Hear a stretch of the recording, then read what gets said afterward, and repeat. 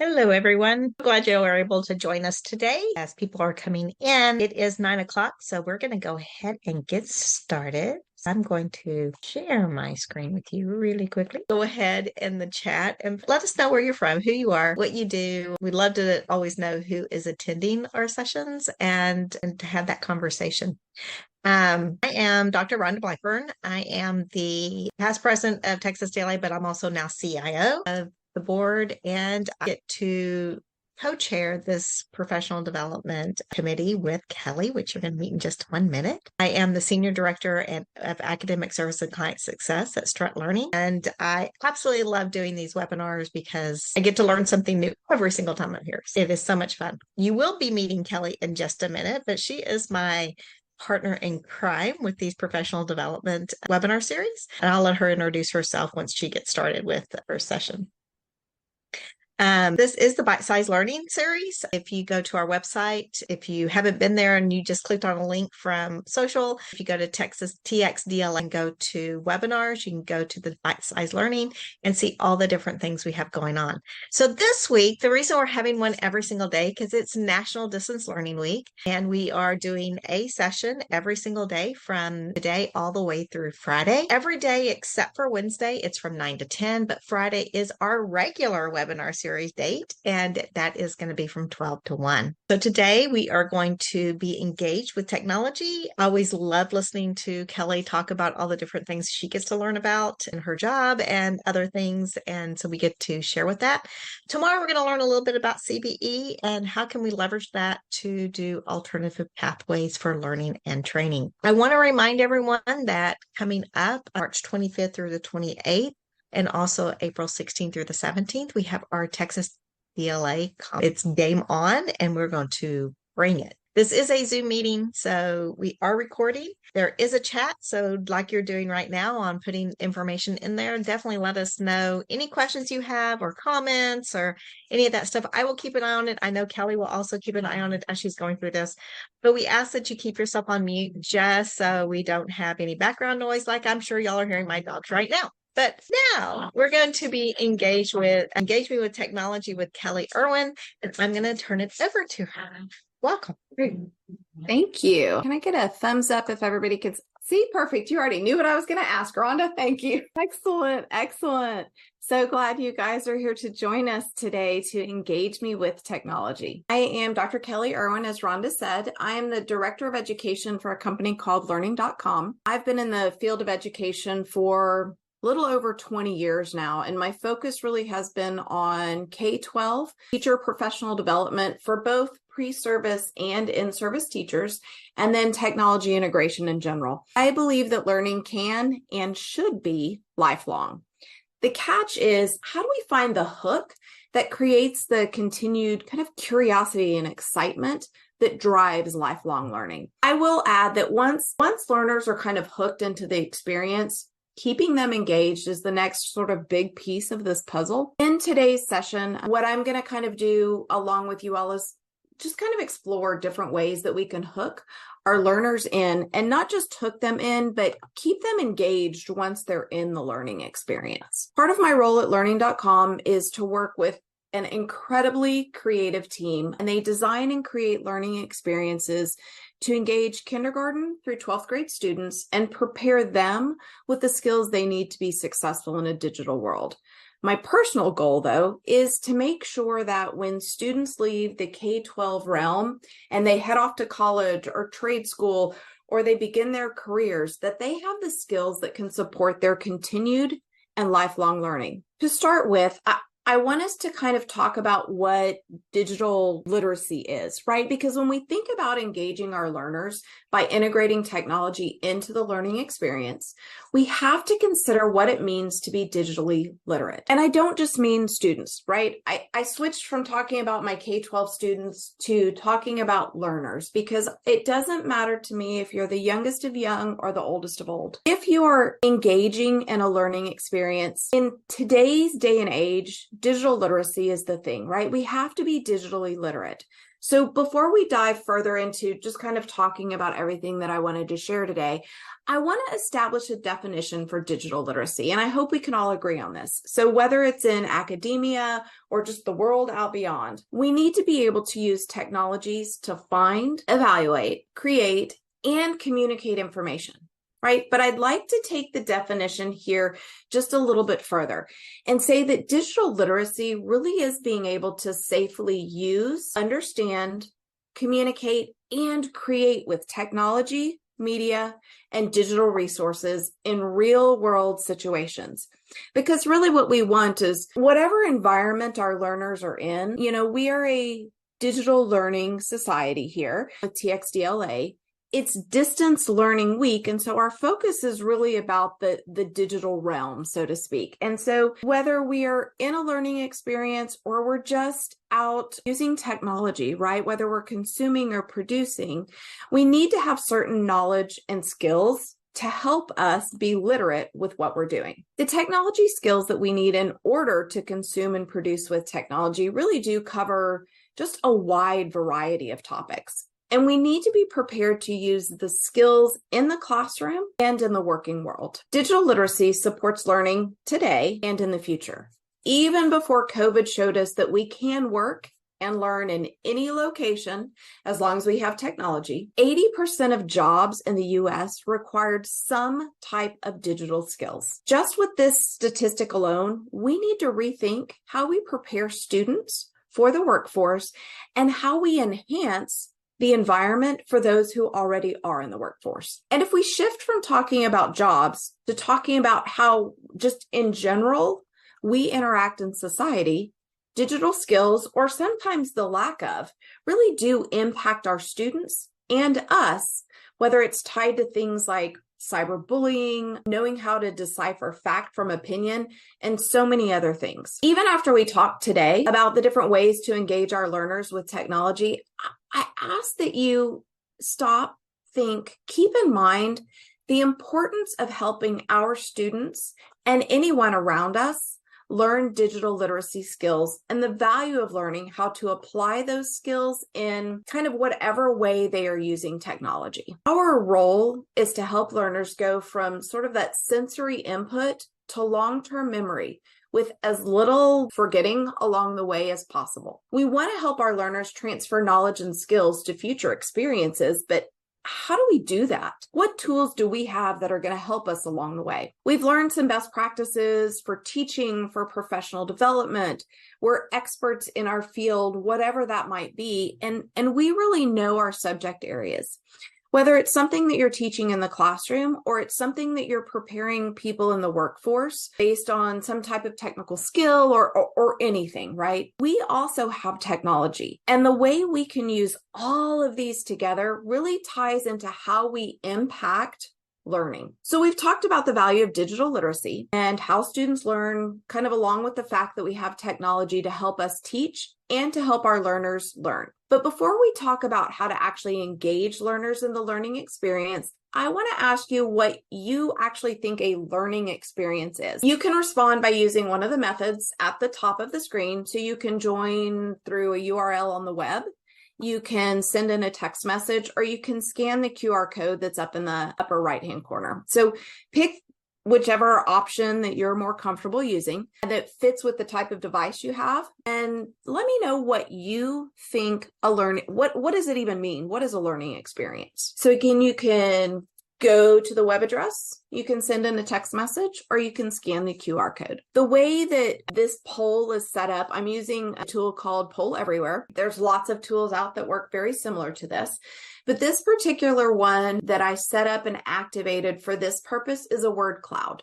So as we start seeing responses come in, you'll see them populate on the page, and it's designed in a way where if more than one person uses the same word, the word will begin to get larger on the screen.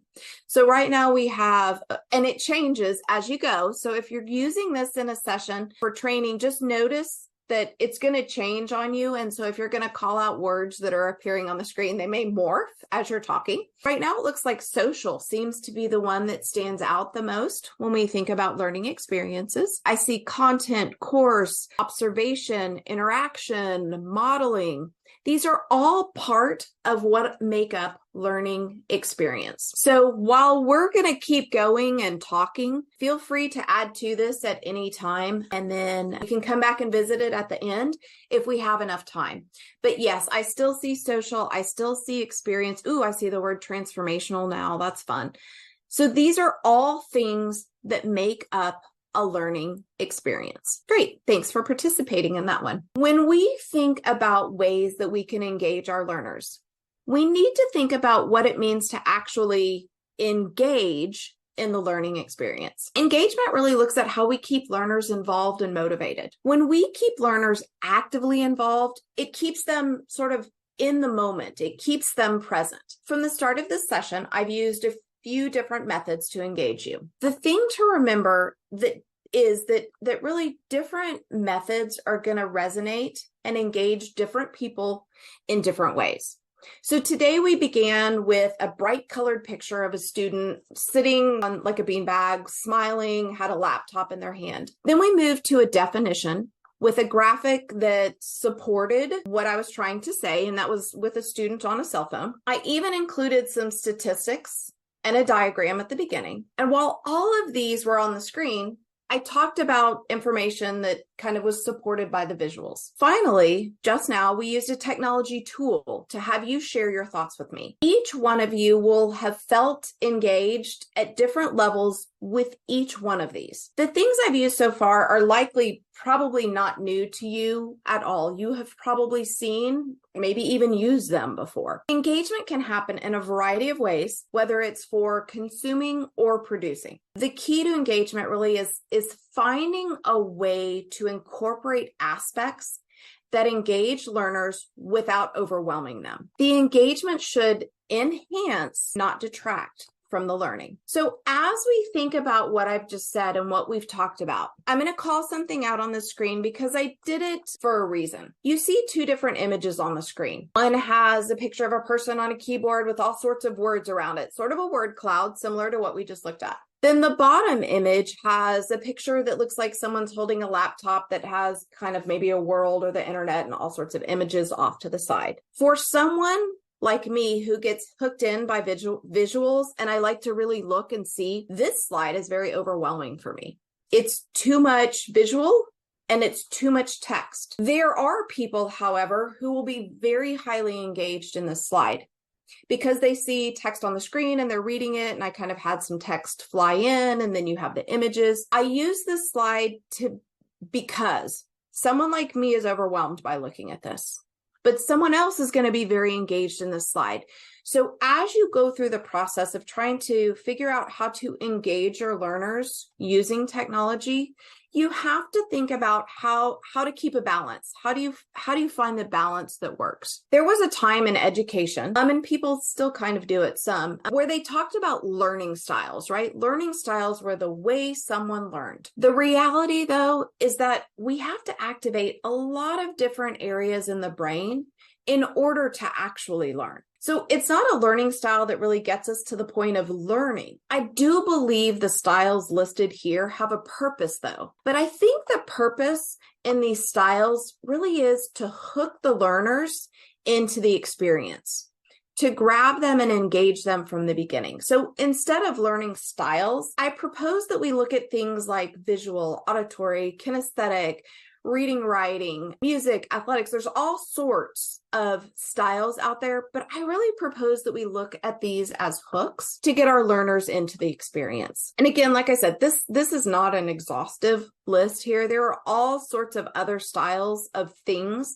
that can hook our learners in. The point here really is that when we can give our students or our learners something that grabs their attention, then we have a better chance at involving them and keeping them in the moment of the learning. All right, so now we're going to dive in and kind of look at some different hooks. So our first slide is looking at how to hook through animation. So the animated GIFs that I've created here just for demonstration really are just for fun, but animated GIFs in general, they really can be used to engage students, whether it's for fun or it's for teaching a specific concept. We don't always have time to create something new, right? So utilize tools that have already been created. Have your learners create animated GIFs to demonstrate learning. It's a great way to give them a choice in how they show what they know. But just remember that using any technology tool really should be evaluated for how it can enhance the teaching and learning, because it's about the why. Why are you using the technology? Sometimes the why really is just about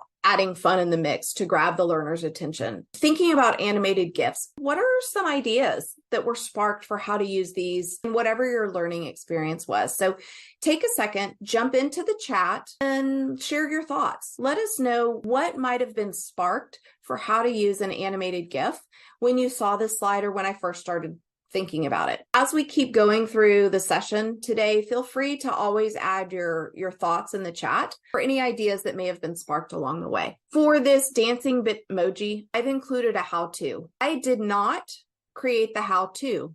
I learned about it from someone else. I am a firm believer that we are each other's best resources.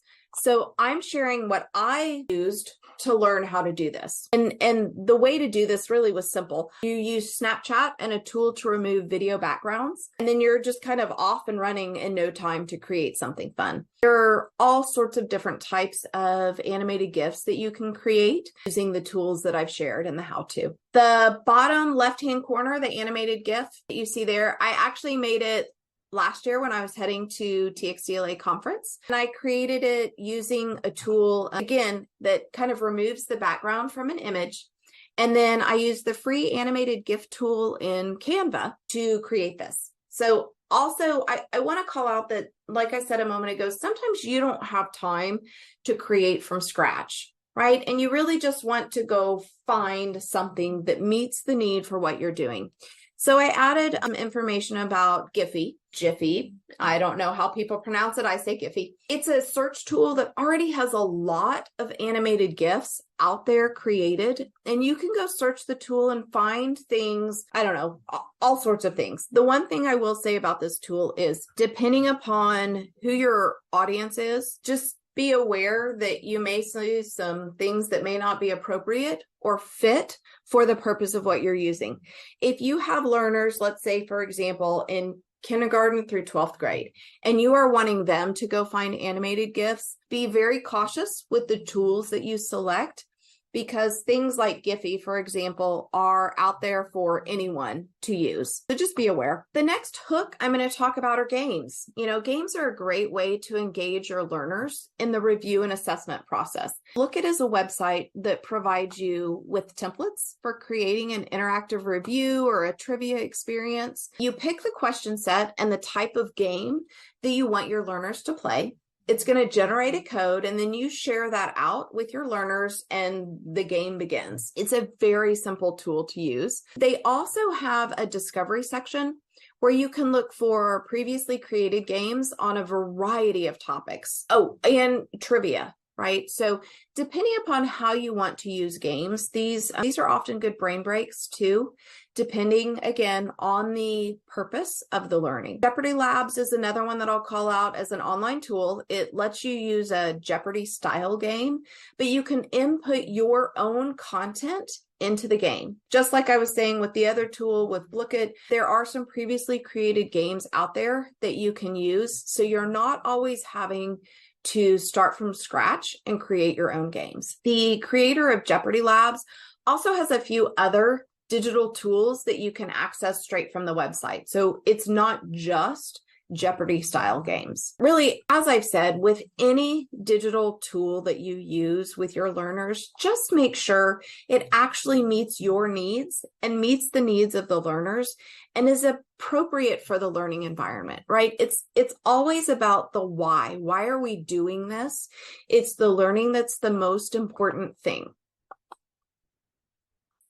We'll switch to artificial intelligence now as a way to hook your learners in. Artificial intelligence really brings with it this unique opportunity to engage learners and provide the instructors with assistance in whatever the learning environment is. Whether it's text or sketch to image, these tools provide a way to visually kind of enhance or demonstrate concepts. I am not artistically inclined in any way, shape, or form. And I have found that artificial intelligence helps me visualize the things that I want to say that I know I could not illustrate on my own. In fact, at the top, you can see my rendering of a butterfly, right? Really basic, simplistic. Again, I'm not artistically inclined, but my outline sketch was enough to help the artificial intelligence tool know what I was trying to do and create a butterfly. Now, I did also share some context around the type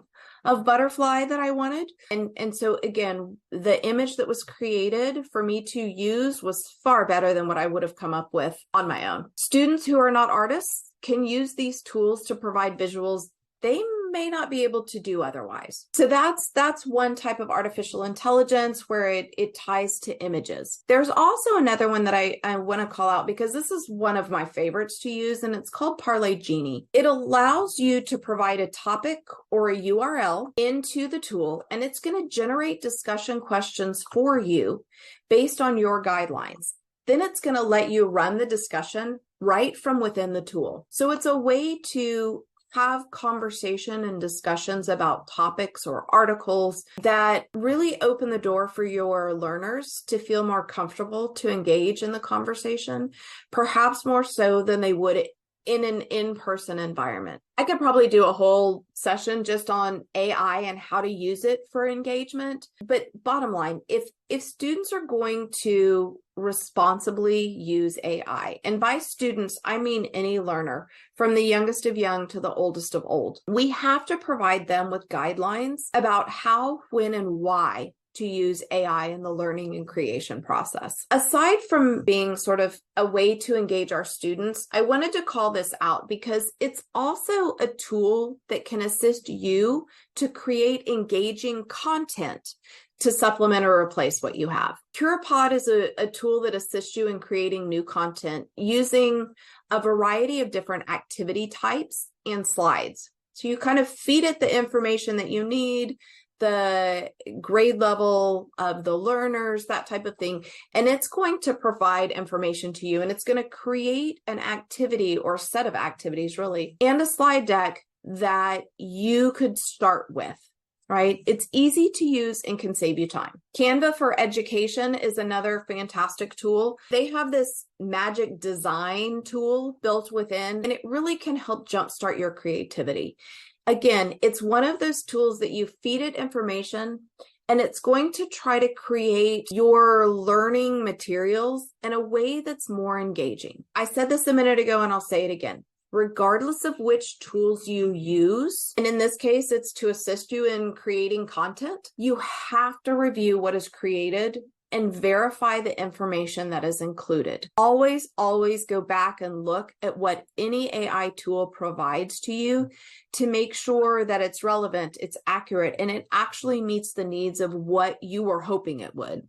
And then bottom line, follow your campus or company guidelines on how, when, and why use AI for the teaching and learning process. Another great thing to hook your learners in are quizzes and surveys. So whether you use a tool that's built into your learning management system, or you create a form in Google or Microsoft, or you use some web-based tool, there are so many different tools out there that allow you to create, and I'll use the term quiz loosely, right? It's a survey, it's a questionnaire, maybe it is truly a quiz, but there are a lot of different tools out there that will help you engage your learners in showing what they know. So when it comes to web-based tools, two of my favorites are wordwall.net and Poll Everywhere. You all already saw Poll Everywhere. That was the tool that we used earlier to generate the word cloud. The nice thing about wordwall.net is it gives you such a variety of options right there. You don't have to recreate the wheel. You don't have to figure out oh my goodness, what is this type of thing that I want to use to create quizzes? There are surveys or questionnaires. There are templates already built within wordwall.net where you just simply add in the information that you need. Collaboration and sharing, those are always crucial to any learning experience, right? Whether it's in person or it's in a digital way, we always want to find ways to engage our learners with each other. The QR code here on the left-hand side takes you to a tool called Wakelet. I used Wakelet to create this page that includes all sorts of additional tools that you can use for integrating technology and for engaging your learners. While I used Wakelet to share more resources with you, I encourage you to use it in your teaching and learning environment. It's a great resource for sharing information with your learners, but also a great way to gather and organize information. So if your learners need to create a project or they are trying to do something to share with a whole class, Wakelet is a great tool to use for that. I will also call out Padlet. Again, there are a lot, I don't even know how many different types of resources there are out there that allow for collaboration and sharing. I'm just sharing with you all my favorites, right? These are things that I use on a regular basis. Padlet is the other one that I'll call out. It is a web-based tool that provides the user with a way to create and collaborate with others. So you can add text, web links or website links to URLs, images, videos. You can add discussions in. So Padlet is another one of those tools that sort of lets you organize your thoughts in different ways, but it also allows others to respond to those thoughts. The example that I have here on the screen, I can't remember how many years ago now, we worked with NEFEC, which is an education organization, or sort of in Texas, we have our education service centers. NEFEC is that same type environment, but in Florida. And so we worked with them, and this was an activity that I did with them. And I just used it as a parking lot so that if they had questions or thoughts throughout the entire day of training, this was sort of the spot they went to add those thoughts so that we could follow up on them later. Okay, that's a lot, right? We've just talked a lot about a whole lot of different ways to engage, tools for engagement. Just kind of take a deep breath. Let's pause for a moment. I want to say that engaging students by integrating technology into the learning experience, it truly can feel a little overwhelming when you think about all of the different ways technology can be used to assist you in this process. We only talked about a handful of tools, and while it's great to know about all these different tools, what's even better really is to understand why and when to use these types of tools. So let's start with the why. At the beginning of the session, I referenced preparing students for success in a digital world. And by students, again, I mean any learner, youngest of young, oldest of old. Anything we do as educators or instructors should prepare these learners for their present and their future. So that's our first why, right? We want to prepare students or learners. Remember I said earlier that we learn best when a variety of areas of the brain are activated? Well, that happens when we engage learners. So think of technology as a tool, really, to hook the learner or open the door to engagement. By using technology, we have a variety of ways to share information, to demonstrate knowledge and skills, and quite frankly, to save time. All of these reasons, and probably a lot more that we could come up with, really are why integrating technology into the learning can engage your learners. The key is finding the balance, right? We mentioned that earlier. Technology should be used to enhance the learning. I've said that a couple of times now, I'm sure. But what that means is that you don't just use technology for the sake of technology. You must be purposeful with when, why, and how you use the technology. So whether you're using it to provide instruction, share resources, or as a way to stay organized in a class, technology can benefit the experience that you provide. It can also give your learners unique ways to show that they've grasped a concept, that they understand what they've been learning. By providing opportunities for learners to use technology to create in a real world, problem-solving type way, we can actually prepare them for their current jobs, how to grow not only through the side of academics, but also through their careers and their jobs. Providing our learners with options to choose from that really can also give them this sense of autonomy. It's not that they have to show what they've learned in a certain way, but that they have options for how to show it. So I know I've stood here and I've told you all about engagement, and there's all these different tools that you can use and that you have along the way. My purpose today really is just to kind of share with you, right? And remind you that we have a lot of tools. And I hope that the ideas of engagement and the tools kind of spark you with some new ideas. There are realities that I'm confident you've thought about during the session, and it probably makes you wonder if integrating technology for engagement is really something that you can do. This is something I can actually make happen in my teaching and learning environment. I promise it is, but I will say this: technology is not a magic wand. It truly is just a tool. And it's a tool that can assist you and your learners. So as you go through the process of evaluating, how am I going to use this? When am I going to use this? Why am I going to use this? Just remember that, again, technology is a tool, much like the pencil was the tool. The pen was the tool. The paper was the tool, right? These are all tools that help our learners to learn, but also help to keep them engaged in the learning experience. So I'm going to leave you with just a few final thoughts from today's session. Integrating technology, again, it's not about the tool, it's always about the learning experience. So why, when, and how the tool is used, it's really going to be determined by understanding what's going to enhance that particular learning experience. And that's all I have for you today. So thank you for joining us. I see that we've had all sorts of chatter going on. Let me see if there were any questions or just the hellos and information being shared. It looks like good information being shared. Okay, excellent. Thank you all for taking the time to add in things that enhance our learning as we are going through this session. So Rhonda, I will pass it back to you. Okay, thank you. Let me share my screen.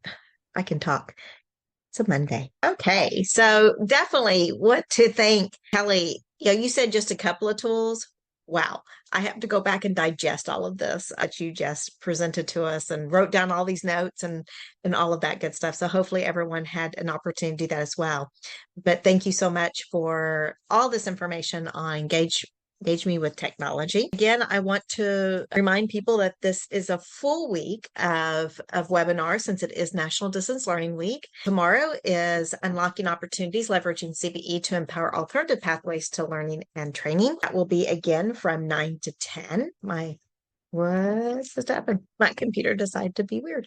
And again, this is our bite-sized learning. We have these every single month. Except I could this week. We have it for a full week. So you go to our website, txdla.org, click on webinars, and you'll get to our bite-sized learning. We could not do any of this without our amazing partners. We have our diamond with Anthology, Canvas, and D2L, which I think, at least if I'm not mistaken, one of them just bumped up to another level up there. Our platinum partner, Digital Resources, silver partner, Panopto and Howard Technology Solutions, and our bronze partners, HonorLog, Inside Track, Respondus, Proctorio, Science Interactive, Pronto, and Center for Instructional Innovation and Technology Services at Prairie View A&M. Again, this week is our National Distance Learning Week.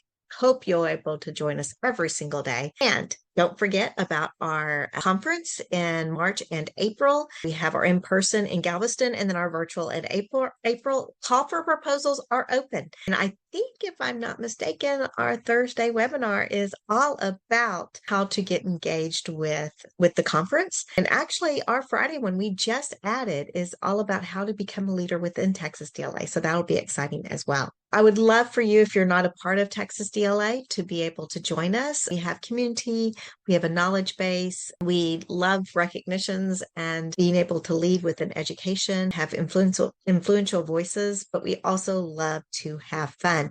And so we would love for you to be a part of us. So join. I believe it's only $35 right now. It does go up in a couple of months to $50. So join now. but you can also join us on any social media at, it's weird saying that. They probably changed their logo by now. Facebook, Instagram, LinkedIn, and YouTube. So again, thank you so much for joining us. I hope to see everyone tomorrow. Thank you.